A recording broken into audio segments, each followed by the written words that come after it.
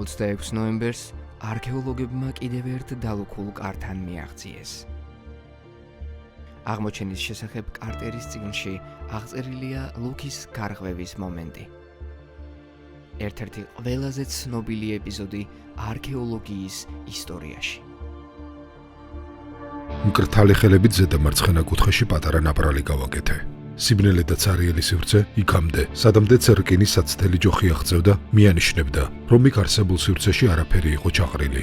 განსხვავებით იმ დერეფნისგან, რომელიც ახლახან გავწმინდეთ. უსაფრთხოების მიზნით სანთლით შემოწმება ჩავატარეთ შესაძლო მავნე აირების არსებობაზე. შემდეგ კი ნახრეტი ოდნავ გავაფართოვე. სანთელი შევანათე და შიგნით შევიხედე. ლორდი კარნარვონი, ლედი ეველინი და კალენდერი ნერვიულად იდგნენ ჩემს გვერდით, პასუხის მოლოდინში. თავდაპირველად ვერაფერს ვხედავდი.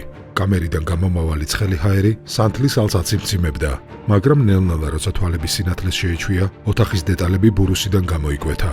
უცნაური ცხოველები, ქანდაკებები და ოქრო, ყველგან ოქროს ციალი.